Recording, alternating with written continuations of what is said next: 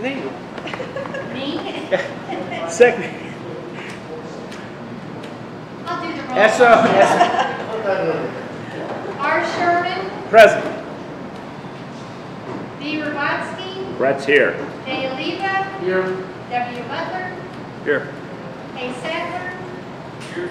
Brett Fry, Bruce Fry. Bruce Free. Free. Making me say it wrong. B. Fry, Ken Byer, Here. L. Rutledge, J. Barnes, Arenas here for Rutledge. Arenas will be voting, and Brody. and Arenas will be voting for Rutledge. We have a quorum. We have a full quorum. Thank you. Okay. Pledge of Allegiance. I would like Captain Megan Dean to lead us with the Pledge of Allegiance. Pledge allegiance to the flag of the United States of America and to the republic for which it stands, one nation, under God, indivisible, with liberty and justice for all. Please remain standing. Vice Commander Brett Robotsky will do a brief invocation. Put me on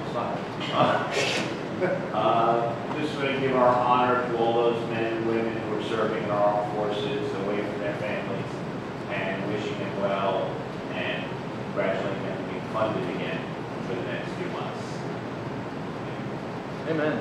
Amen. Thank you. Here. As it always says, it's always good to get paid. Okay, we have welcome everyone to our February meeting, our Division 3 meeting. We have any guests with us in the back? Please stand up. Stacy Sherman.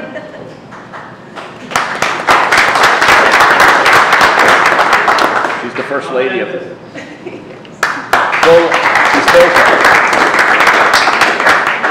Anyone else? Is Barbara here? Okay. Well, welcome everybody. We'll start off with our secretary report for the minutes. Madam Secretary. The minutes were emailed, corrected minutes. Did everyone receive them? Aye. Thank you. Minutes is published. Okay, I'll look, move that we accept the minutes as distributed. on the board, okay. Any discussion? All those in favor of adopting the minutes? As written? Aye. Any opposed? Motion passed. Finance report. Ms. Edelman. Okay, as of our last meeting, our beginning cash balance was $4,869. We had dues collected from Flotilla 37 of $1,548 and expenses of $309.03. And so our ending cash balance as of Wednesday, is $6,107.97. We have a dues bill from the district of $10,074, which has to be paid by March 1st. And I did receive dues today from Flotilla 39. I have received notification that the dues from Flotilla 34 have been sent. Still waiting on 36, 32. In the mail. And thank you. And 38, I'm sure will be in the mail. I had to resend the listing to Rita from 38. So we are in fairly good shape. Now, I'm going to touch on something that I should have touched on at the last meeting, and that is the annual financial reports and how they need to be sent, where they need to be sent to, and who they need to be sent by. There has been a lot of confusion this year, and this is the last time I've sent this out to everybody, but I wanted to go through it. I received this morning a copy of the finance report from 39, one page. This is not complete, okay? There are 2 pages to the finance report. There is page 1 that has all the dollar stuff on it, and there is page 2, which is your inventory. And whether or not you have any inventory or any real estate or equipment or anything else, this page needs to be submitted together with the first page. Both page pages need to be signed in blue ink and forwarded on.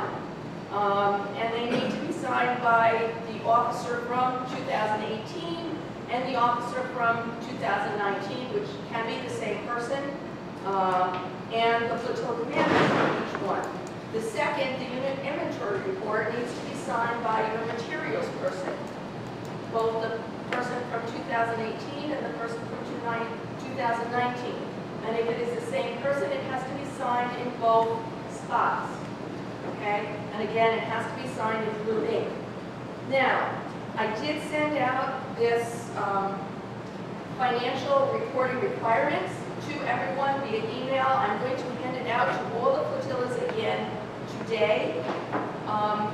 It needs to be sent, and this needs to be sent either by the flotilla commander, or they can have the flotilla finance person. The flotilla commander can say that they want their finance person to send it. But it has to be sent to the director of the auxiliary and 2 people from the auxiliary affairs office, Vicky Aponte and Rafael Rosales. In addition, it has to go to the district commodore, the division commander, and the district captain. So if you sent it to Bob and he sent it on to District Captain Butler, you still need to send it up the chain to these other people. And this is what has to be done. Now, we're lucky now that it's all electronic. It used to be that you had to send it in to the division office by regular snail mail, but now it is all done electronically. If there is any other questions regarding how this is done, please let me know. And as I said, I have copies of all of these for each of the flotillas, so they have them. You need to make sure that this is done. Also, and I'll talk about this a little bit more at the next meeting, once you send these up when you send it, you also need to send it to the DSO, Donna Miller. That's also on here. And once you send it to her, she will send you back a reply that she's seen it. She's going to make some suggestions.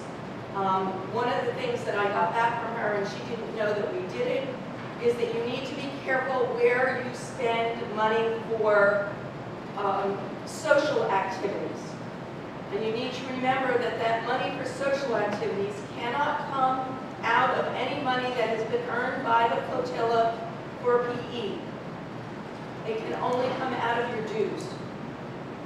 So, again, I'll talk about that at the next meeting, and I'll show you how I report it for Flotilla 37. So if there's any questions, please let me know. Yes? I had one person email me and ask, can DocuSign work for these documents? No. And then I would ask through the chain, why the heck not? Requires a blue ink signature. But that's more like all secure and No, it's not really. It's, you can buy a house on DocuServe. yeah, but Okay. because it has to go to so many different people.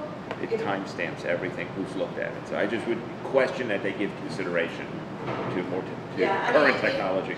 Yeah, the- the blue ink signature too, if you keep it in or scan it back in, scan it in color, because otherwise it looks like a black signature and it'll come back. Yeah, I mean, the copies I have here are in black, so you'll see black signatures, but it does need to be in blue ink. Generally, if you scan, when you scan a document, it automatically scans in color. You wouldn't need to necessarily, you just have to make sure. Okay. Any other questions?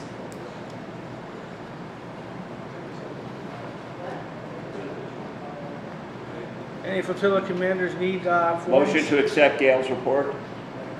I got it. Right, then make motion first.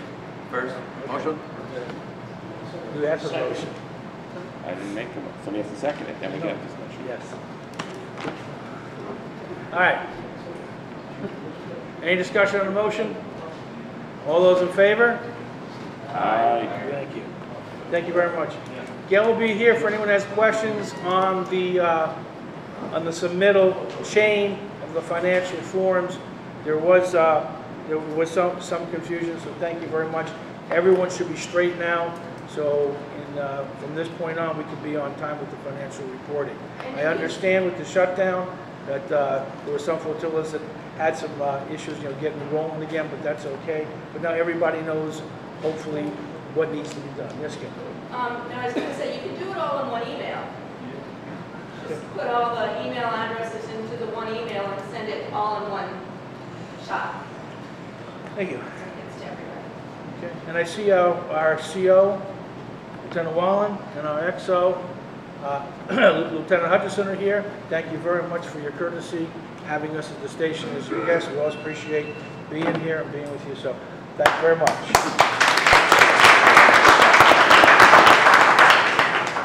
He'll have his full 45-minute report, he told me, later on today. It's 50 today, Oh, it's so. 50 now, so we're okay. Before I introduce Captain Dean, I'd like everyone's attention to award, please.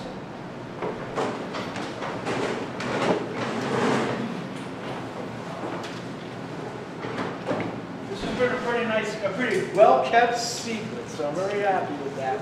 And I know this is generally a surprise for Captain Dean. Yeah, I'm And this is from the division, and I am going to read it. To Captain Megan Dean, United States Coast Guard Sector Miami Commander, 2016 through 2019. In appreciation for your outstanding service and dedication to the United States Coast Guard and endless support to the United States Coast Guard Auxiliary. United States Coast Guard Auxiliary, Division 3. Well, thank you so much. Thank you.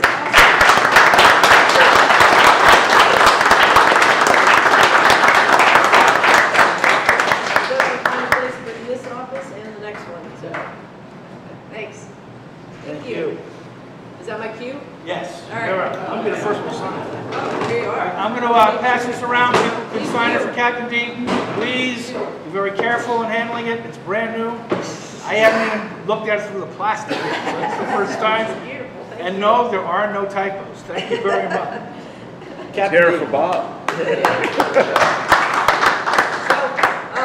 I'm not leaving yet, but just for planning purposes, we're trying to narrow down change of command dates, but it looks like it'll be early May. That's kind of when things are happening.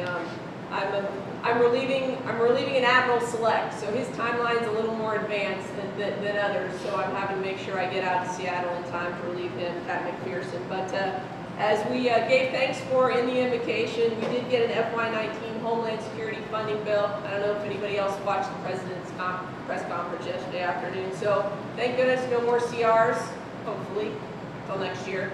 But I think we're on our 40th, so hopefully we won't see a 41st for a while. So we did get an overall increase in the department's budget. I think probably about $1.7 billion was the increase. And I think about 1.375 of that is going to go towards building some type of fencing on the border. So our raises are in there. Huh? They are. All right. Yes, mine too. Yeah. Good thing is for the Coast Guard, something we pushed for a long time. It did include funding for the first polar security cutter, first of 3, which we're hoping to build. And nothing to do with the budget, but we have actually started the build of the first OPC, offshore patrol cutter as well. So we continue to recapitalize the fleet within the Coast Guard. The Commandant was also in town recently. I don't know if any of you were able to be here at Station Fort Lauderdale. He did it all hands here. And then he also did one down in Sector Miami at Base Miami Beach. He was actually here for, as you all know, whenever we get big seizures of drugs, they usually bring them here to Fort Everglades, offload them. So on the 5th of February, he was here for that. The Coast Guard Cutter Ford came in, I think, I don't want to get the statistics wrong, they had about 35,000 pounds of drugs from 21 different interdictions out in the Eastern Pacific. So they brought them back along with, I think, 4 detainees and turned them over as well. But that's what the Commandant was here for. I'm sure it won't be the last one we see.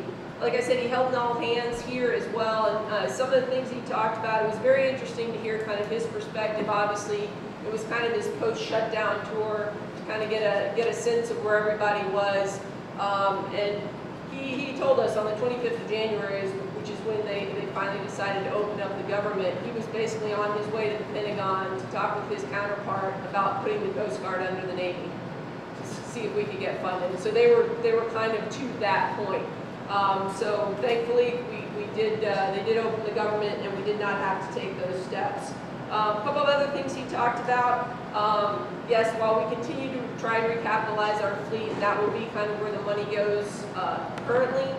In the future, though, he does recognize the need to recapitalize shore infrastructure, where I think we're about $1.7 billion behind in that. And the other piece that he talked about was our need to recapitalize our IT infrastructure as well. And he said he's probably the first commandant that's really ever had to think about doing that. And it's just the age we live in, how important our IT is to what we do on a day-to-day basis running the Coast Guard.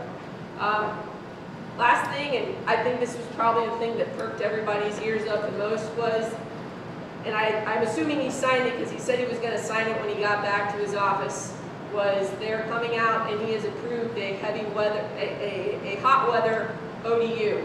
So that should be coming out just in time for me to go to Seattle. It's going to be, and I'm not familiar with all the DoD uniforms, but it's going to be more of a type 3 for those of you that understand what that means. And I think the blouse will be a little short. It's supposed to be a little better fitting, but he told us he was going to sign that when he got back. I haven't seen anything yet, but it's the hot weather uniform. I think it's going to be one of those things that's not going to be mandatory, but they're going to phase it in over time. It'll be optional for folks to wear, so that should be coming out. Last thing I want to say is I just want to recognize, and I know Lieutenant Wallen at 3-9's meeting said this, and I'm sure he'll echo my thoughts. I just want to say thank you for the incredible support we received from the Coast Guard Auxiliary through the shutdown, and also the community as well. I cannot tell you the overflow of support that we got from everyone. It's pretty incredible, and it continued even after the shutdown ended. We continued to get donations and gift cards, so very much appreciate it. In fact, we just got a donation, I think it's today or tomorrow. No, it's Monday. We're getting a donation of, I think, 300 bouquets from FTD Forests. I'm like, they could have only done that Thursday. So many people out. But I think we're getting that on Monday. So again, the generosity continues. But I also want to say, to highlight too, just the incredible resilience of our Coast Guard active duty members. The way they stuck with our core values, and I will say they truly handled the whole shutdown with just a level of grace that I think is just amazing, continuing always to put service above self. So just, I think, incredible on our active duty department. And I know I talked about this briefly at the 3-9 meeting, but just to give you a quick rundown of who will be coming in, Sector Miami leadership. So some of you may know her, Captain Select Jo Burdian. She was in enforcement at Sector Miami several years ago, but she's currently the response department head out at Sector Puget Sound, so we're just shifting parts of the country, so she's going to head this way. So Captain Jo Burdian, she'll be coming in to relieve me. And then Captain Select Dan Jones will be coming in to relieve Captain Mark Blond, my deputy, who I think will have literally been here less than a year when he goes up to Sector Jacksonville to take command.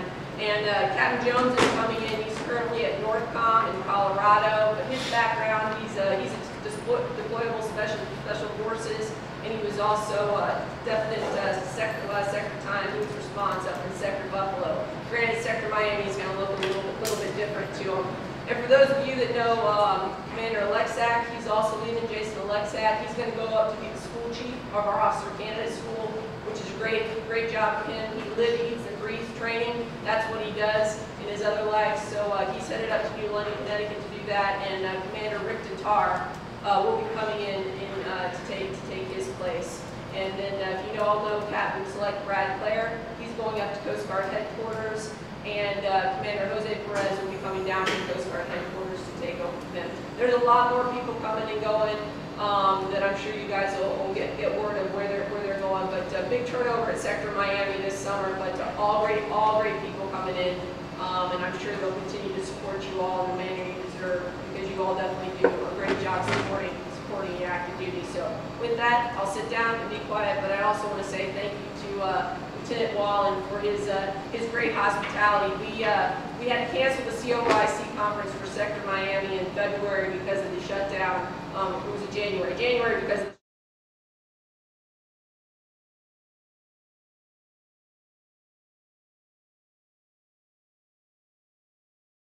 Station Fort Lauderdale's hospitality at Hostess this week. So I apologize. We're probably going to displace the crew a little bit because we're probably going to have to use this space. But thank you, Derek, for you and your crew for allowing us to invade you guys for a couple days this week. So thank you.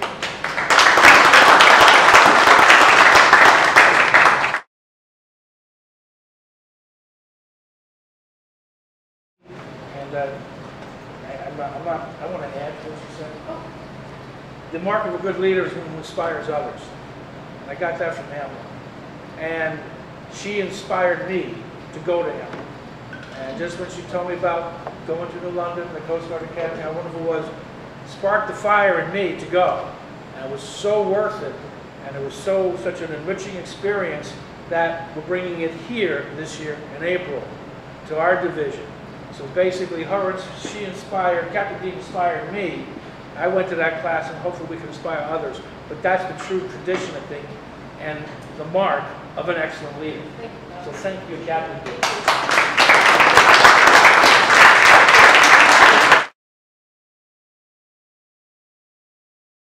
To our Station Fort Lauderdale report, our CO. Another great Been leader. along. Yes. Morning, everybody.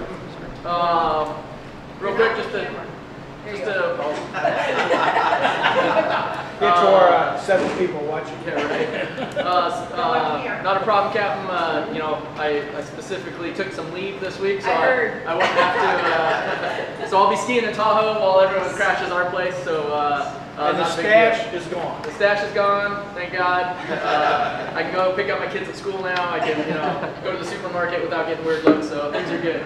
But real quick, I just did want to introduce Lieutenant J.G. Hutchinson. Speaking of turnover.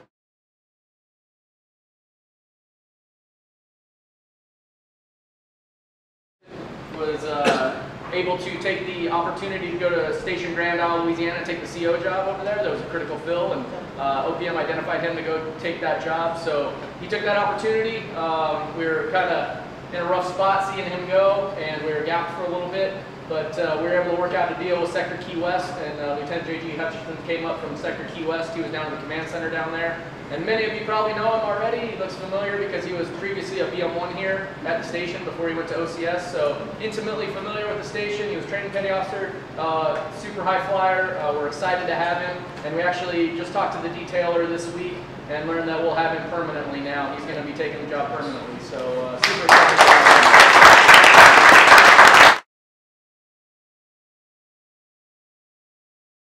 What you do and go for it. Good morning, Captain. Good morning, everybody. Thanks, sir. Pete Hutchison, like Lieutenant Wallen said, I was stationed here previously.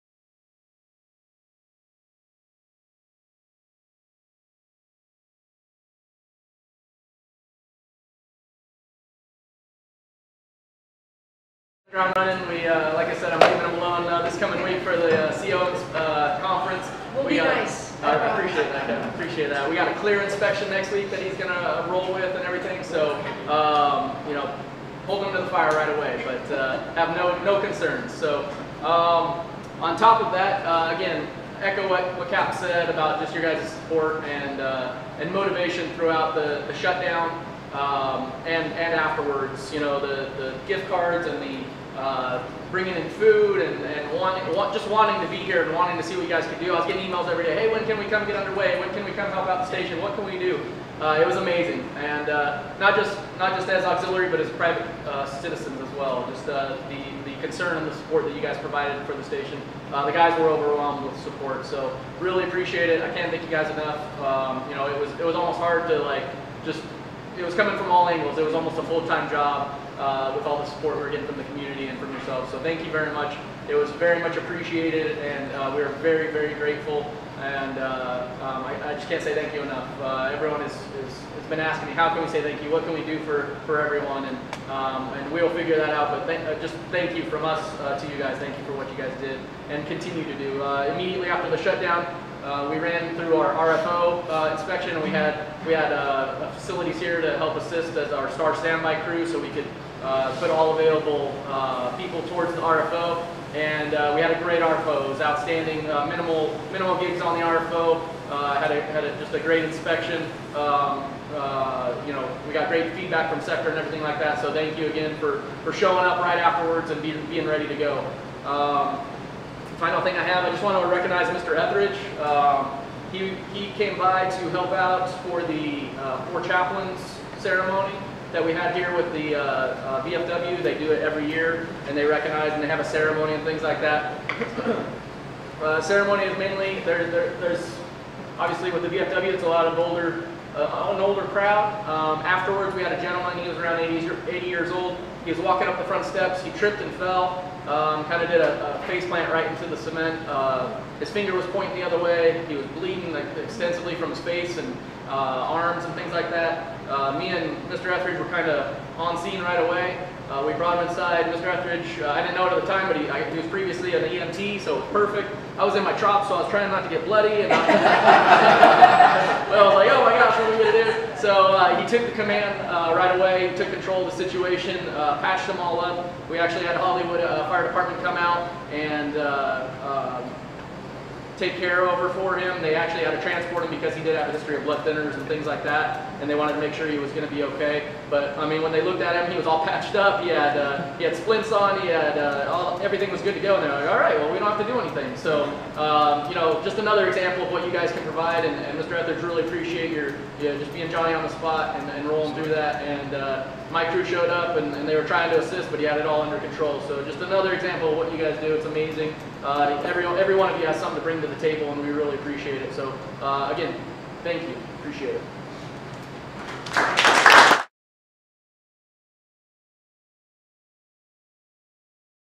7 report, Captain Butler. Good morning, everybody. Welcome to being here in Fort Lauderdale. It took me an hour and something to get from Miami up here this morning, believe it or not. They shut down 5 of 6 lanes of 95 for whatever reason. So, anyway, glad to be here. A couple of good things going on in the division. One of the goals I put out for District 7 East, the 6 divisions in there, is the AMLOC Auxlams course. I requested that each division try and get 20 members into the Auxlams and at least 2 or 3 into the AMLOC. Auxlams, Auxiliary Leadership Management, and the AMLOC is Auxiliary Mid-Level Officers course. And Division 3 right now is coming through with stellar colors on that. I think you said 16. Last year. Say again? We started planning this last year. Yeah, and you have 16 in your Auxlams, right? That's right. Okay, all this from Division 3? Do you have any from the other divisions participate? The registration starts on Tuesday. I don't think we got any from registered but no shows. Okay, for the Auxlams? No, we had 4 Fox Slams and they all canceled out. Okay, that's unfortunate, but because that is a tremendous course, as is the AMLOC course. So if when the registration opens, I really strongly encourage you all to do that. At the national board meeting in St. Louis, where it got up to 8 degrees one day, we had a board meeting during the shutdown. Commodore King got the money. We weren't costing the government anything, so we all got to go to St. Louis on the coldest day they've had in I don't know how many years, which is a policy or a new thing. But 2 new policies came out of there. You've probably seen them. Right now is a change in the ICS requirements for core training. If not, that's a big impact. There are still the ICS requirements, but it's more of a positional situation instead of everybody coming in to have to take that. So that should help people get through that block of training. All elected officers, and there's several other categories that will have to do the ICS. The other big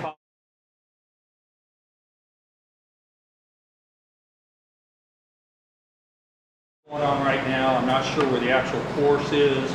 Right now, the active duty is the ones that can facilitate our training. So once we get up and go and get the stations on board, we'll start working with that for the different flotillas and divisions. One of the other things I'd requested in the goals for D7 East was a NACO 3-star award. All of the flotillas, I would really like y'all to apply for that. It's fairly simple. There's a form that you fill out. There's 4 categories, and you have to do 5 or 6 of them in each category. It has to be submitted by the 30th of June, and it's works over a period. So 1 July last year, still 30 June. But look at the forms and get those things in. It's a nice, pretty little award that they give you. Division 5 last year we had all flotillas. And so did Division 3. Okay, I didn't know that. Thank you. And the year before. And the year before. So hopefully you can do that again. The division, did you submit your award? Sorry? Division gets an award also. Yes, we got our awards at At the division? no, at the D-Train last year. But did Division 3 get Yes. the NACO Yes. award? Yes. Okay, great, outstanding. Hope we can do it again this year, because it is an Hopefully. important award. Come on. Well, do it. You're talking to D3. Just do it. We do it, and we've done it. Rock Okay. on. One of the other changes coming around is Commander Mate is, he's going to be leaving. Great die rocks, one of the best die rocks we've had for quite some time. And he's going to Station Miami. He's going to be the CO Station Miami. Base Miami Beach, actually. Base Miami Beach? Base Miami Beach, yep. Okay, I do not know who his relief, I understand they're coming from Alaska. Oh, really? Yeah, heard, so, don't know who the name of that is, but that'll be happening this summer also. And I think that's really all I've got. So, thanks for having me here. Enjoy. Thank you, Jeff. And also, as far as diversity goes, Carolina Farmer was recognized at our last Change Your Watch with the Commendation Award for her work in diversity. We're very proud to have her and what she does. Okay, our ASC, Mrs. Andrea Rutherford. Morning. The main thing is I want to have a public thank you to Mario Stagliano, who is stepping down as the AUC at Station Fort Lauderdale. Thank you for your service, for getting us through the holiday party and the fall activities. And I want to welcome Rob Etheridge, who is now our medic on scene as well as AUC.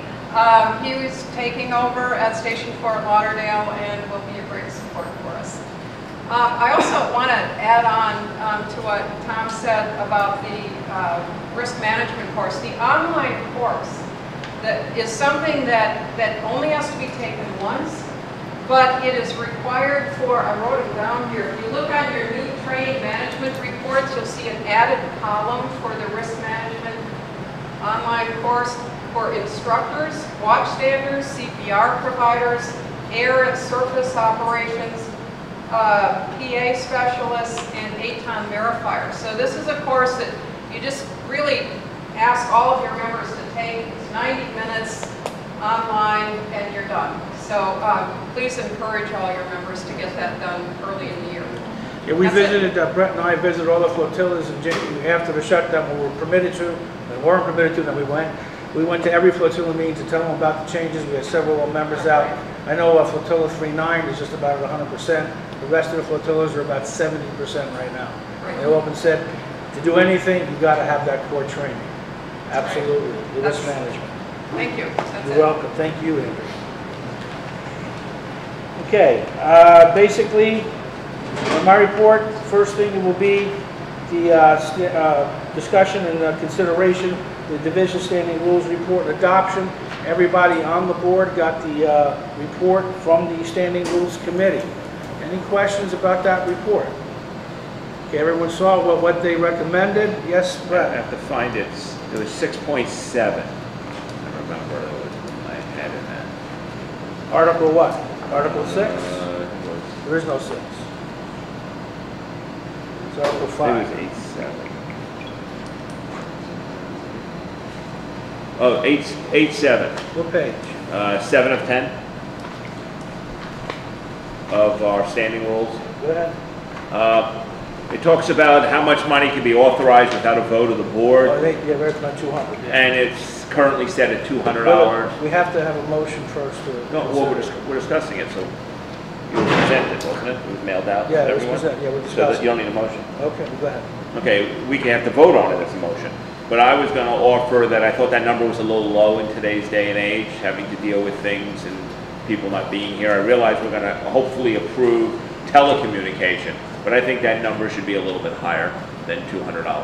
So I was going to recommend 205. 205. Do I have 225? 225. I was going to say that 350 is probably an appropriate amount, looking at where our budget has improved by 25% in the last year. We now can afford to bring that number up a little bit. I don't even believe we used it last year, but should it happen with shutdowns or whatever, I think we need to adjust the bylaws for the future. So I would like to, when this comes up, alter 8.7 to $300. Good, any other comments? Thank you, Brett. Okay, I'll ask for a motion now to accept the rules, the Standing Rules Committee report as written, and you can amend it. As written. Okay, Patillo 3-6, Mr. Byers, seconded by Mr. Freed. Patillo 3-4. Okay, now discussion on the motion. I'd like to offer a friendly amendment to adjust 8.7 and exchange $200 for $300.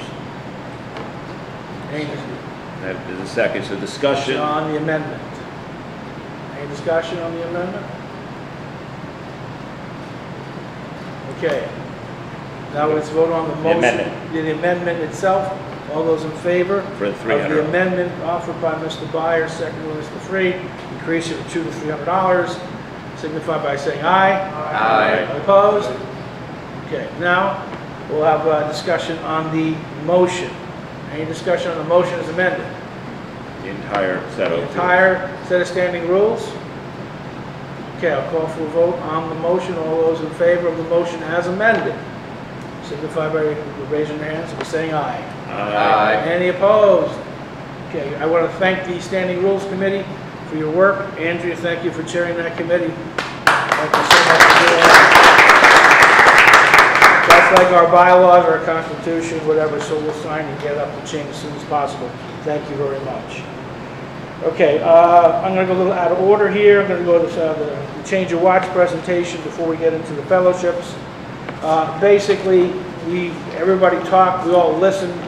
So for the 2019, for the 2018 change of watch, we got our check back from the hotel, and all people who had bad meals or no meals were reimbursed the cost of those meals. So that left us looking pretty good with the balance, about $225, I believe, for the entire change of watch. Now, so for next year, some people, we listened to people, and they were saying, you know, we really don't like to drive at night that late.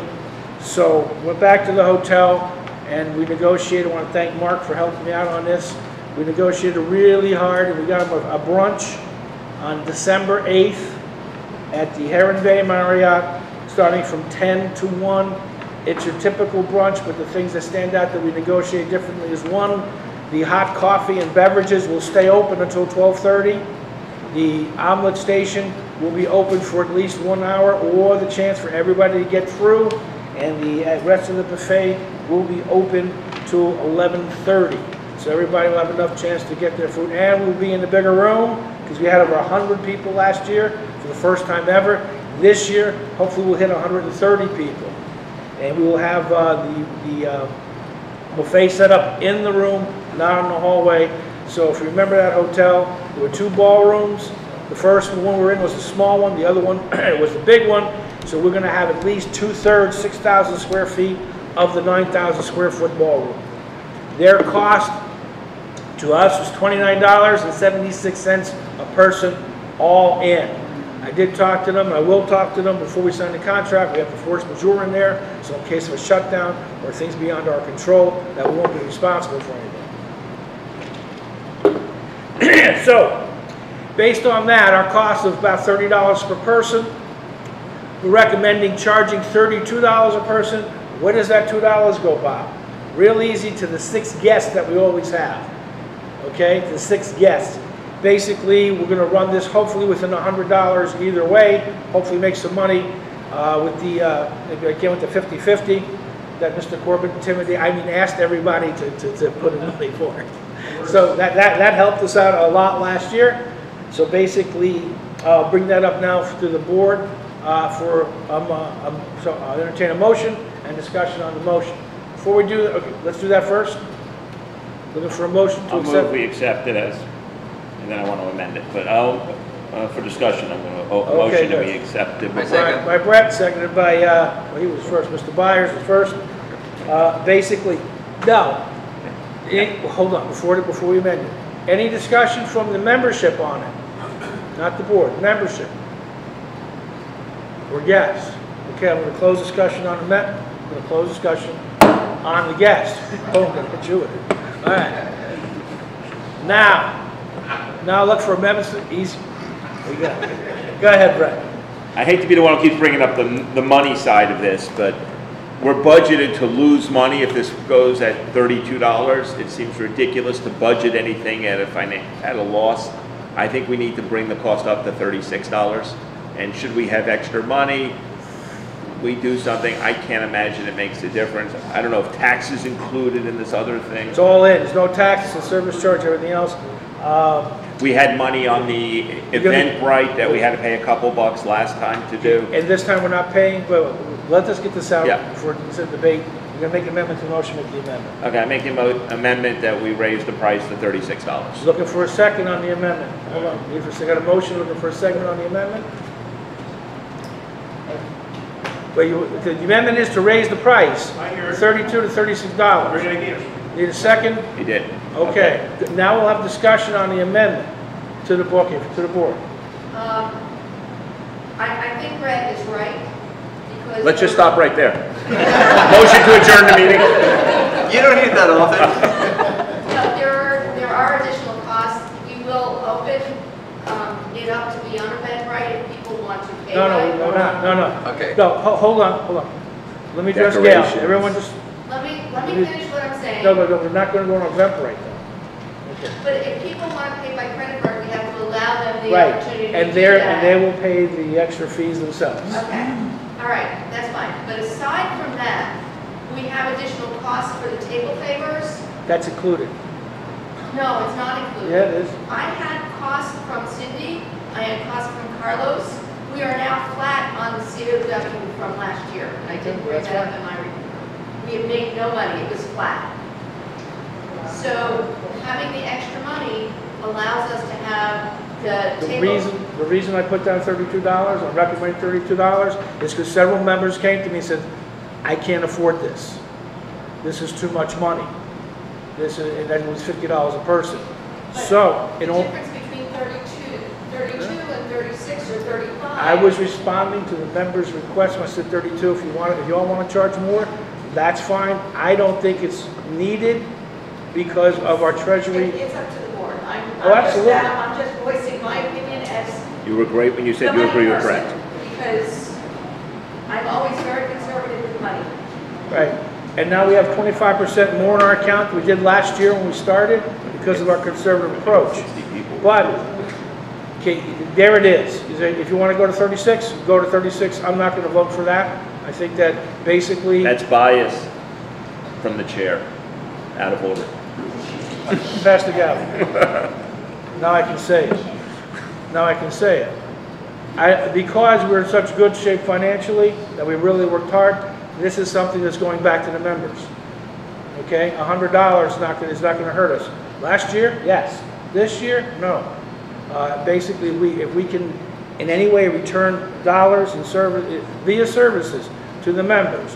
At August last week, the division picked up the tab for the breaks and the coffee and stuff like that. We're going to do that next week, and also for AMLOC. So I'm a believer in that. We are in good financial shape. The way I looked at it is we're going to be in better financial shape this year at the end of this year. So when we leave at the end of 2019, we should have well over $5,300 to $5,600 when I'm looking at it in our treasury for the next bridge. So it's not too often I disagree with Brett, but it's only $4, not a lot of money, but basically the way I look at it is that wherever we can to give dollars back to the members and get more people, we can. It's up to the board to vote. I'll take the gavel back.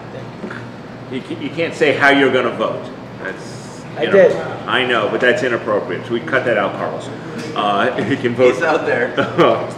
All that. You're telling me I'm inappropriate? No, your actions. You're still the guy. I just think we have to really look at what it costs. Things can come up. We don't know what the future will entail for us as far as dollars. We are trying to build reserves. I don't think we should ever budget anything that's in the negative and hope for a 50-50 to work. If we had 20 less people show up at this event, we're in trouble. And I don't expect that to happen, but God forbid some disaster happens a couple days before, something can happen. I don't think it makes sense to take that risk. On a separate note, if there's any member who has an issue where the $4 is a hardship for them, please contact me and I'll take care of it. That's inappropriate. Go ahead.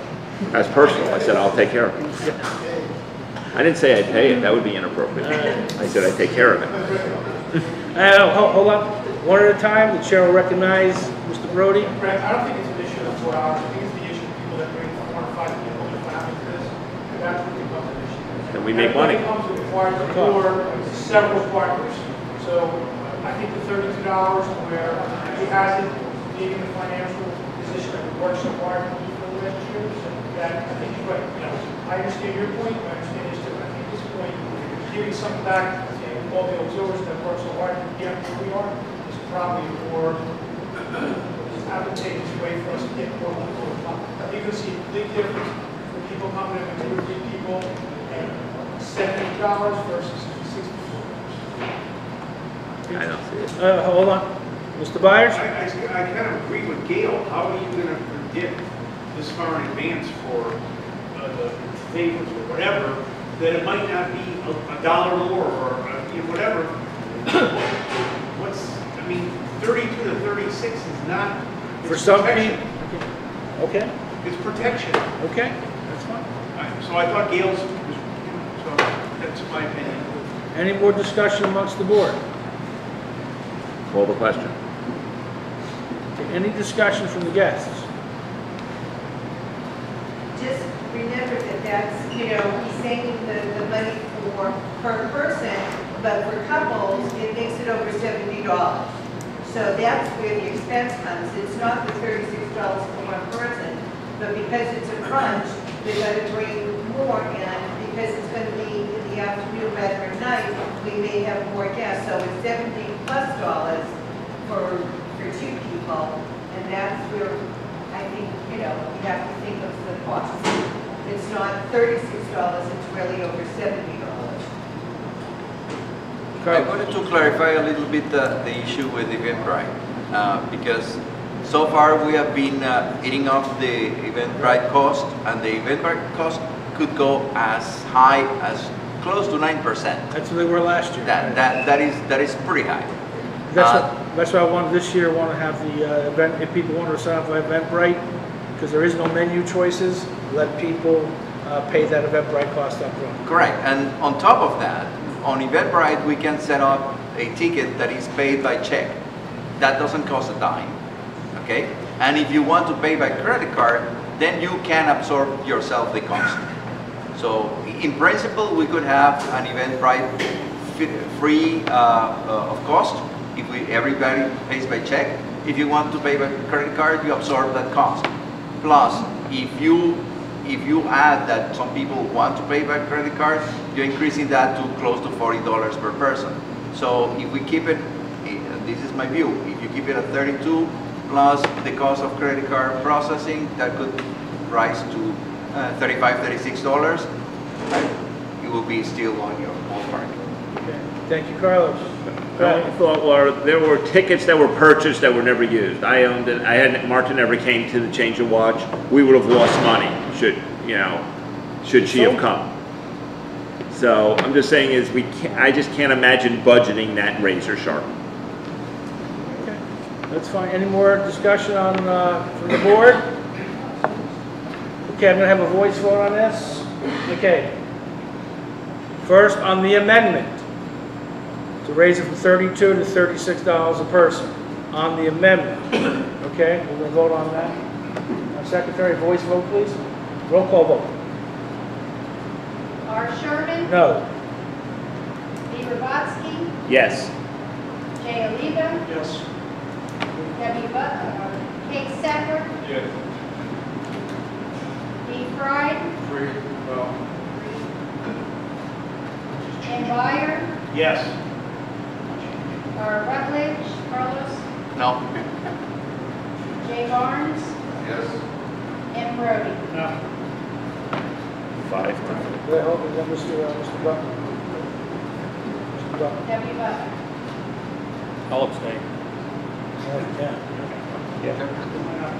I didn't hear him say. Abstain. It's not his money. George is not here. Four noes, 5 yeses. 5 yes. Okay, motion carries 35-4. It'll be $36 per person. That's fine. Okay. No big deal. I was going specifically, no big deal. Okay, let's talk about the fellowships update, Mario. We have to vote for the whole thing. Oh, okay, I'm sorry, yeah. Let's vote on, hold on, Mario. Let's vote on the motion as amended. No, we voted on the proposal. No, the We motion changed as it. amended. We've already done it. Okay. Motion as amended. Open for discussion. Hearing none, we'll call for a vote. Motion as amended. Roll call vote. Art Sherman, No. Steve Robotsky, Yes. Ray Oliva, Yes. W. Butler, Abstain. Kay Sadler, Yes. DivThree, No. and Meyer, Yes. Carlos, No. Jay Barnes, Yes. and Brody. No. Okay, motion passes 5-4. Okay, Mario. So now it's everybody bring back your flotillas. It's $36 per person for the brunch on December 8th. I will now go to the hotel and sign the contracts, making sure we have the force majeure into that. Thank you very much. Go ahead. Mario, all yours. Fellowship update. Thank you, fellowship. I just wanted to take this opportunity to get some input from everybody here. The last one we had on the cruise we did in April. Does April drive if everybody's thinking it's a good time to have it? Yeah, let's do it. Want that date? Which April? A date in April? excuse me. Yes. Okay, all right. I've just been doing some basic research and looking at some places. Of course, if it's dinner, it seems like we're pushing more like at a show of some sort, about $50 per person. Just heard that discussion. I don't want to restart that discussion, but so we're still looking for some options. I have not tapped into the members of volunteer committee yet. I'm just doing research on my own. I will do that. I have not tapped into the few folks who have volunteered for the committee. Okay. I will tap into them. Do you want the HR report as well? Yeah, before we do, no, HR goes later on. Okay, so basically, you're looking for more input at this point? Yeah. Okay. Have it. Oh, very good. Nobody seems to object to an April timeframe being okay? Do we have any violent objections to that? Okay. So we'll do it sometime in April. Mario, the only thing I would say is that Passover is the 20th and 21st, so That was you're the word. looking dates that are other than that week. And That's Easter, also Easter is Easter 21st. Sunday. And April 5 through 7 is the AMLOC. And also we have, I think, the Dry Tortugas is that weekend. For operations people. Okay, maybe late April? Yeah, After Easter. Yeah, you can go after Easter, into May if you want, right before National State Boating Week. Say it again? You can go into early May. The 29th is Fleet Week. It starts Fleet Week 29th. Yeah. April 29th. All right. Very good. Thank you for that input. Sure. Okay. National Safe Boating Week activities update. Brett? Peter Page and I are working on putting National Safe Boating Week together as best we can for the flotilla. We've asked, I think I sent out stuff or spoke with everybody on each flotilla. We're asking for one representative from each flotilla to join with us. And we have an exciting thing secretly planned, we hope. And we'll look forward to making this National Safe Boating Week our best yet, with the most number of hours and things appropriately. So the wheels are turning. Okay, very good. Thank you. Daniel Nautical Flea Market update. Irv, you here? Sir? Irv, Yes, Daniel Nautical Flea Market update. That's coming up March 14, 15, 16, and 17, I believe. We've secured a spot. Speak up. Okay. We've secured a spot, a tent. Of course, every flotilla is invited. It's one team, one mission. Our primary goal is voter education, recruiting, sustainment of our future in the auxiliary. A email will go out to everyone to sign up. It's going to be also, we have assistance in setting up. We have the materials all set. We put together a videotape on a laptop for recruiting purposes that show people what the auxiliary does. Another focus of ours will be to also try to muster up some ABS classes to help educate the public and help each flotilla. Okay. Okay, thank you very much. Okay, and the last thing I have is flotilla goals and objectives. I received most flotilla goals and objectives. The one that hasn't given to me, please hand it to me. On that vein, Brett and I visited all the flotillas in February, the February meetings about flotillas. What is really important to the leadership is, I think, to the flotillas who have low attendance, please establish either a phone tree, or if you don't have it, establish a listserv where you can get members of flotilla 32, 36, 31, 310, whatever it is, so you can get an email out reminding people, if you have to get people to ride share, to get to meetings. That's A. B is the 7029 form. If everybody, we have 303 members in this division, if everybody filled out 7029 every day, 1 hour a day, reading an email, okay, that's 303 hours a month. Times that by 12, it's over 130,000 hours a year. Wouldn't be begging for hours. Please bring this back to your flotillas. If you do fill out your 7029s, thank you. If you don't fill out your 7029s, you should, because you're shortchanging yourself, your flotilla, and the entire auxiliary. Those hours, if you will be considered for an award, first thing they do, the awards committee, is check logs data. How many hours this person put in? Last year we had all those awards to give out at the Change Your Watch. When I put in the awards, they were kicked back right away. Well, Mr. Smith only has 6 hours. Mrs. Jones only has 12 hours. I had to talk to the leadership, and they were put in retroactively. So the 7029 forms are really important. That's A. B, everybody here took an oath. And everybody, and I'm not talking about leaders, I'm talking about being the auxiliary. And part of that oath, and I'll quote, says the success of the auxiliary will depend upon the extent of your participation and the quality of members that you select. How many people could really say that they basically have put in everything they want to? Or the auxiliary will be only as good as its members and the hours they put in. Like any organization, what did we just learn in the Augs Lambs? It's not a volunteer organization. We're an organization comprised of volunteers. If you are going to sign up, sign up. If you are going to be an auxiliarist and represent the Coast Guard and the auxiliary, represent it in whatever way you want. There are so many things to do here. On land, on the water, public affairs, cooking. I go on and on and on. I'm not going to do that. But look at the biggest statistic that is never ever presented is the hours per auxiliarist. I had conversations with the previous district captain, some with the current district captain. We all look at hours. But in your flotilla, how many members do you have?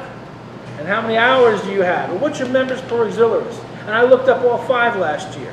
The average is about 6. That's it. 6 hours per auxiliarist. Think about that.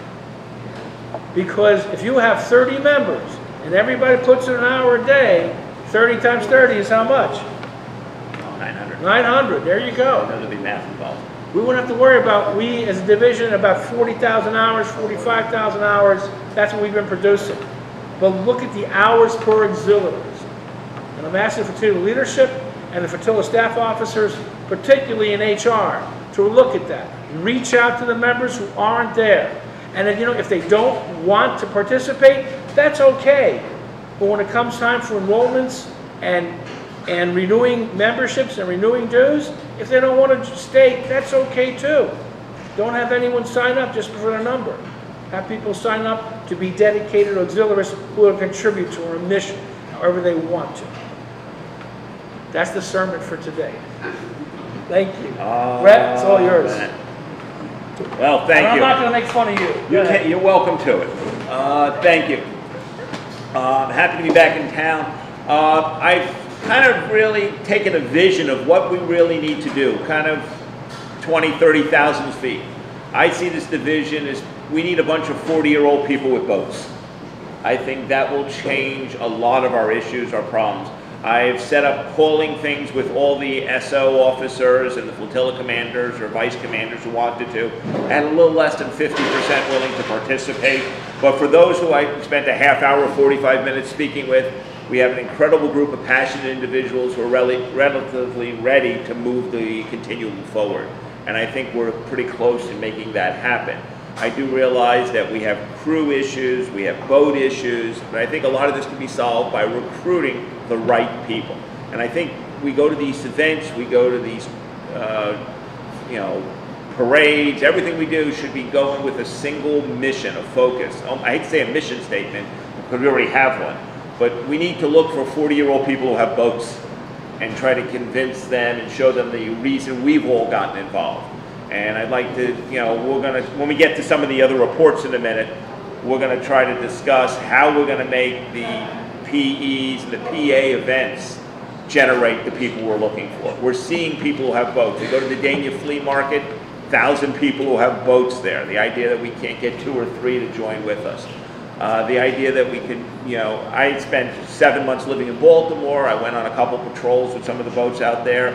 Somehow they have Coast Guard assets that were given to them as boats. So I'm hoping as you leave for Seattle, maybe you could leave a boat with us. I think that would be real perfect, not to throw any pressure. We know the name of the boat will be something 4 letters starting with a D, just to remember and honor you with. That it won the National Safety Award for recognizing people, the MV Dean or something. That would be kind of fine, but I think that would be helpful. With that, the staff officers, I really need to get more reports from you because he needs the reports from me and he needs the reports from him. And it seems that there's a tremendous amount of paperwork and hopefully we can work on slimming that. I'd like to thank, Mario for what he did with the station. That was incredible this past year. And Andrea, your guidance, and my mentors, Mark and where'd Joe go? To help, Joe went back there, and Bob, of course, to go forward and make this happen. I'd like to go through the staff officer reports. I think Ed's not here. Did I see Ed? No. Okay. So we'll go, Carlos, if you give us, and remember these are 1-minute reports, 1 to 2 minutes. I'd also like to get them in writing so we can distribute them in a newsletter once a month or once a quarter as we have our meetings so that people who aren't here know what's going on to that. So Carlos, you got the first moment. Okay, I've been helping Peter Page with the public affairs stuff. Actually, he's going to get some training on using MailChimp and Doodle, what we use to sign up people. We're going to have I'm reaching out to the flotilla commanders. We have now a competition, a photo competition. We need your best photos, including all missions. We're talking OXFS, we're talking crew, we're talking air operations if you have them, radio, whatever it is, we need your photos because we're renewing the homepage of the website. We're going to update the pictures on the web page and we're going to get all that stuff more current. We have to add 3.9 into the division web Correct. page. So I need the copy from 3.9 so I can, and a photo that you want included as the postcard for them. And also, Peter Page, Brett, and I are going to be the judges of this photo competition. You have a slideshow on the homepage. And on the other side, I spent some time taking out the quirks.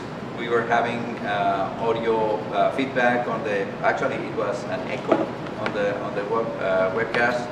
I spent a few hours figuring out how not to have it, and I think that that is working. And still, today, for instance, the problem is the connectivity. So connectivity is not great today, so we may have some glitches, but well, making progress.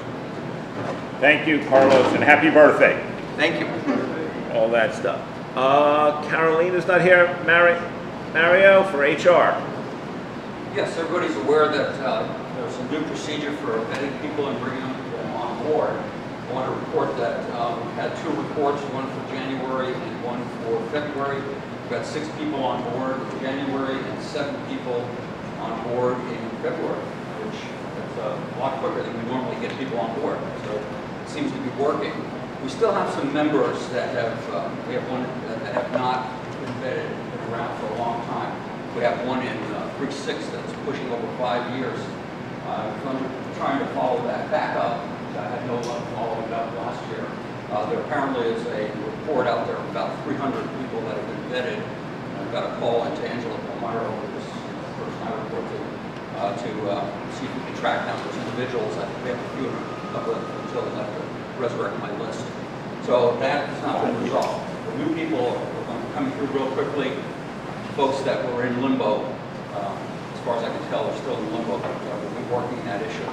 The other thing I'll bring you up to date on is, you know, we have this e-responder thing that I normally report on. So the e-responder, George is smiling at me. That's scary. He smiles at me like that. Did I send you a video e-responder? Yeah, there you go. So the e-responders come through the national site, and right now we've got 29 on our list. Surprisingly enough, I usually vet them first, and even though they've gone to the website and say they want to contact, I call them and leave messages and they don't respond, so it's not uncommon, so maybe 50% of our issues. But we've had some luck, right? We've got quite a few people on, so the program seems to be working. It's the end of my report. Beautiful. Thank you, Mario. Jean's not here. Is Herman here? Right. Yeah. Regarding Mario, can I have 1 moment? I wanted to thank Mario, and I already thank the board, Brett and Bob, because we had 2 members in our flotilla. One of them was 5 years in AP, and the other was like 3. So they are finally basically. They got in? So, those were the good news. They got in. I can't take any credit for that, though, Carlos. Well, but you have credit. And so do. That's politics. You take credit when you can. Okay, thank you, Mario. Let's see, Jean's not here. Herman here. Mr. Corbett. No report. You got another 50 seconds. Not many nowadays between Cape Town here. Okay. Well, are your FSOs reporting to you? And get. One. Okay, so we need to keep that flow going. Next, Mr. Oliva, our immediate past flotilla commander. If you guys haven't read Joe's report that he put together, it's incredible, very well done, and probably the scaffolding for what the district will be doing. First of all, as immediate past division commander, I want to give thanks to Bob and Brett for the hard work that they put in on a regular basis, including Mark, especially for the change of watch. Bob's been doing change of watch now for 5 years, 6 years, and it's put in a lot of extra time and effort.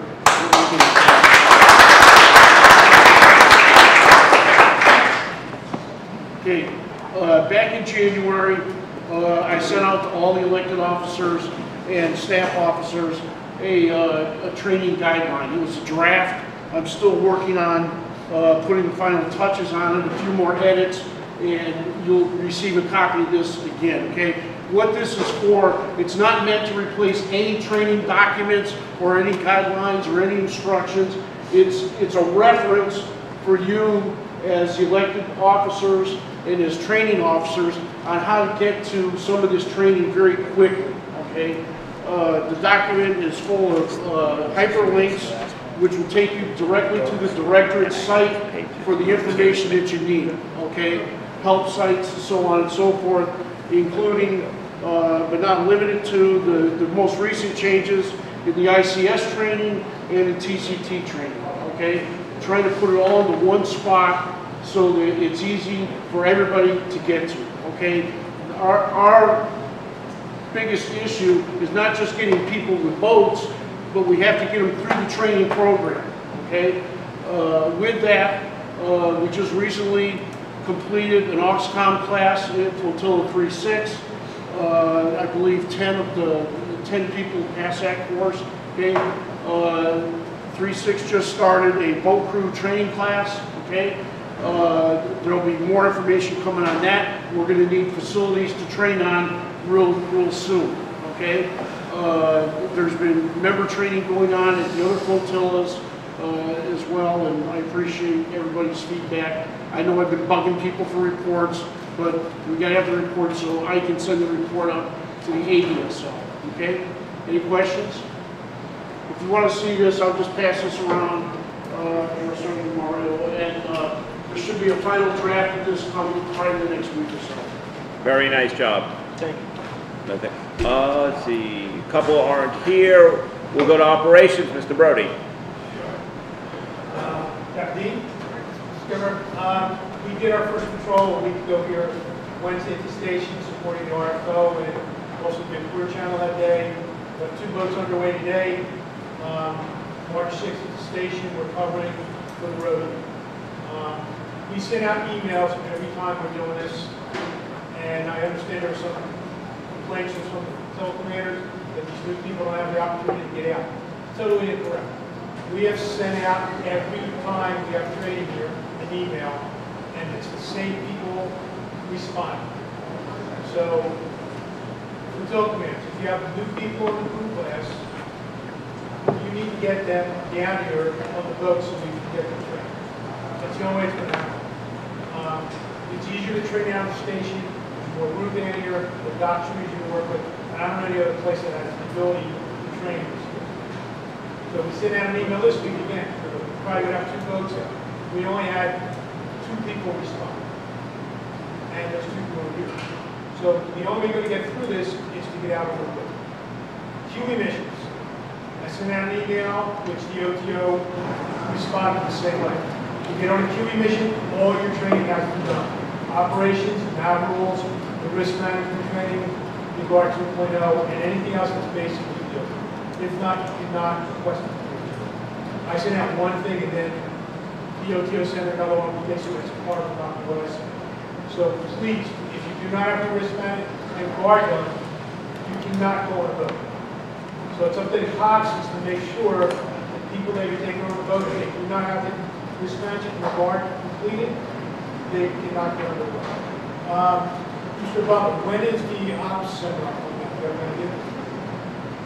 When is it? I think the material's on the website. Because we looked the other day, we'll see. Okay, I think it's out there. There's no TCT stuff out there. Have they adjusted TCT versus the new thing? No, we're not authorized to do that yet. That ops seminar that will include this new TCT. No, the new TCT, that's the risk management bar, which was we did it in December, which was the date you approved this year. So, if I'm not mistaken, the training report shows it already by Is that correct? Oh, it's an operation. Right, that's what we need to get. Okay. Anybody else? Question? Thank you. Thank you, Mark. I have the report for Peter Page. He talked about the Pompano Flea Market. He contacted all the FSOs. He's working with Carlos on the division. The photo contest they talked about. He's currently at the Boy Scout thing out in Markham Park. That's why he's not here today. He also wants people interested in the St. Patrick's Day Parade. The march there's going to be a Coast Guard boat on display, and it could be a great place afterwards at the beer party, I guess, to find people who own boats and get them involved. He's going to do some designated photography stuff here for the boat rodeo, and he's been talking with Marine Industries about possibly working conjunctionally with some of their events, their on-the-water events, Marine Maxes, and some of those we discussed. So Peter's working real hard on his thing. John Narducci told me he'd be here, so with that, I'm going to turn the meeting back over to Bob and thank him for, I have never met somebody who volunteers more than a full-time job. And, yeah, it's incredible. I bet he puts in 10 hours a day. Well, thank you very much, Brett. At least 4 hours of email, at least. Thank you. All right, basically, we're up to adjournment, which is great, which I think we moved the meeting along very nicely. It's 10 to 12. Hands So up. hang on a second. Oh, thank you. Just pointing the I hands know. up. Yes, I got that. I see a couple. Go ahead, Joe. This is pretty much to the cold side, okay? Number one, thanks for all the support, okay? Number two is there any way, I've been guilty of going on YouTubes lately, and I've seen a lot of auxiliaries around the country who are utilizing old Coast Guard assets, okay? 41 footers, 36 footers, ribs, so on and so forth. Can we get some guidance on how we can go about getting some facilities? Because for some of our facilities are older now. Some of our facilities are new and getting beat up, and you know they don't lend themselves really to what we want to do for the Coast Guard. The MVD. Okay. Mind if I speak? Yeah, go ahead. Actually, my previous job being up at Boat Forces, there is a gentleman up there who deals with basically, you know, what do we do with Coast Guard assets after we're done with them? So I'll tell you the shortened version of the process is to go through GSA sales. If it's anything, you know, competent to being a real boat that's left with it, they'll get rid of engines separate ways, but also through GSA sales and things like that. But I know if usually if you work through the D7 boat manager and work through your chain of command, D7 boat manager has a direct line up to Thomas Owens up at headquarters, and I know he deals with those questions regularly. I don't know exactly how it works with the auxiliary and how that all plays out and which boats are available to them and things like that. But I know obviously it happens because it's happened elsewhere and things like that. So there is a process. I would again work through the chain of command to work through the district and push those questions up to headquarters because Not looking for a 95 footer. I know there's one up in New York. Well, they all wind up in the Bahamas for whatever reason. No, they got over 33s, but we had a boat 5 years ago, 25, which was signed off by sector, and unfortunately, at that time, there was a conflict between our division captain and what was going on. But so that's changed a lot too because of standardization. We used to have, I mean, there were probably over 1,000 different types of boats that the Coast Guard has. Now it's down to, you know, less than 200. So the way they get rid of those now, they go first to DHS. If any DHS component wants those, they will reach out and basically take those boats first. And then again, there's a process, I believe for auxiliary and other such, you know, where they can get them for free or a smaller amount than they would to GSA sales. Once it goes on that, it goes out for auction and people buy them off on auction. So. you know, the difference was like in Atlantic City, one of the whalers from after 9/11, they donated to auxiliary space station. They use it for yellow ops, they use it for parades, they use it for regular patrols. Right. And it works out great. And I know that in other stations, there's that the commander, second commander, and the CO station work to get the boat. It didn't have to go up the line of auxiliary. It was done as long as the, you know. It's just, yeah, it's just, like I said, it's changed since then with the standardization and everything, and the amount of boats that we now have is a lot less than what we used to have. So, Right, so we just need somebody, you know, guides to get us to the right person. What I would like to do is maybe appoint a joint task force. If you would serve on that, Mr. Warner. Okay, we got Mr. Lee, Mr. Oliva, Mr. Brody, Mr. Wallen. Would you all agree to serve? And Maybe Tony? Captain Dean. Tony? That'd be helpful. I work up there, so. Wait, I'd like to sign a joint task force, to actually look into the acquisition and how this division could acquire a Coast Guard facility. We're very limited in scope. If all of you agree to that, consider yourselves appointed. You'll get another email from me real soon with some dates and some parameters. Is everyone agreeable to that? It's just another hour. Yeah, another hour. I'm okay with that. That way we can get moving, especially if Lieutenant Wallen's going to help out. Absolutely. If you're off on So please You reflect need that. Tahoe. He'll be in Tahoe, so All right, good. your So chairlift Captain might be Dean, I just gone. heard she authorized travel for the task force to go. or- To- Tahoe, that's what I deserve. Go ahead. Yes. Tony wanted to offer a simple suggestion. Sorry? Tony wanted to offer. Yeah, Tony, yes. Go ahead. A lot of those boats are sitting up in Curtis Bay, Baltimore Harbor. Airport. They come in for retrofit, and you have to go through HQ, public ambulance is possible. You get allocation of the boats. Washington, Baltimore has all brand new boats this year, so they're moving that stuff out. In some cases, they donate boats to foreign countries. Tony, would you want to be on the task force too? Okay, good. There you go. Careful what you ask for. All right, good. Thank you. Yes, Mr. Barish. Thank you. I'd like to give a quick synopsis of 3.2. Word of our device has been greatly exaggerated. Flotilla is in excellent shape, thanks to the work done by Bob and Brett. I take no credit for it. I had another heart attack, and I was not able to function during their worst hours. We lost McVeigh, and our new commander Kevin stepped right in as if he'd been commander for years. The staff did a good job. We don't have one place to meet, we have two. We have a substantial treasury. And we have at least 50 to 60 good members. And looking up, I thought it would be easier. I didn't expect to go down the stick again. I thought we could get a room in a church. Done that before. In New England, but all the churches in Fort Lauderdale have very small rooms for meeting, not so. I put in about 120 hours on the phone and visiting libraries.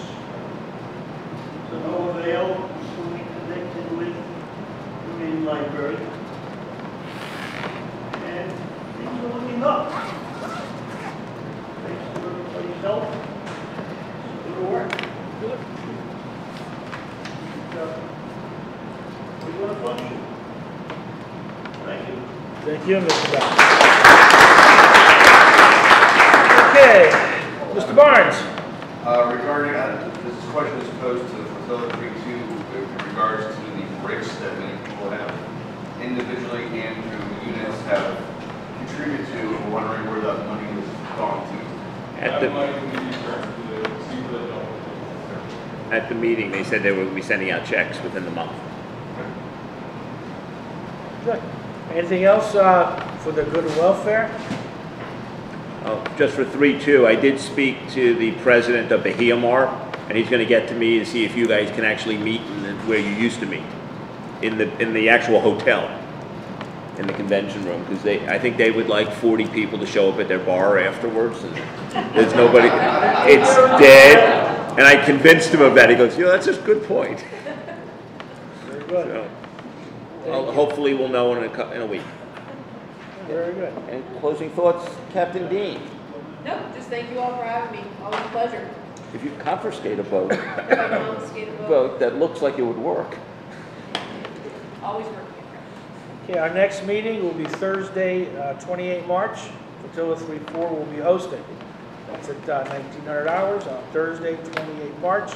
Last thing I have, basically, if you want, please give your Flotilla schedules to Mr. Etheridge. Mr. Etheridge will give it to the chief, and the chief will get up the chain here at the station to make sure they can assign people to go to your flotilla meetings. So just make sure you get an email out to Mr. Etheridge so he knows when the flotilla meetings are, and then work with the station to get people at the meetings. Okay. Yes. Oh, last thing, basically, we now have uniforms from the station that are available to auxiliaries. What's the cost on those? It's only about, it's about the t-shirts. Oh, the t-shirts are $18. The tank top, basically, and those are the regular Boat Force t-shirts, everything in the caps, sweatshirts, hooded sweatshirts, even coffee mugs, caps. If you want it, you can sign up for it right here. We'll leave the sign-up sheet open. If you want to sign up and purchase those, Mr. Burton is heading it up for the station here. Okay, for the uniforms and caps. The policy with the hat. Yeah. Well, the policy of the hats are you only allowed to wear the Station Fort Lauderdale hats at Station Fort Lauderdale or on patrol. That would be the same for the shirts as well. Right. And no insignia. Yeah, there's no insignia in the hat. We don't wear any insignias in the hat. Now, the floor will be assessed as a station, so I'm. Hurry, adjourn, hurry. All right, all right. And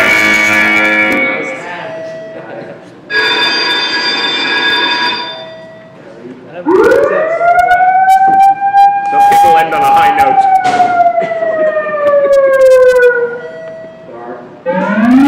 let's go. Now, test the speed over the lamps and report all this. You couldn't plan it any better. All right, let's adjourn. Okay, motion to adjourn. Motion to adjourn. All in favor? Okay, let's return the room the way it was. Thank you very much. And here's the sign-up sheet.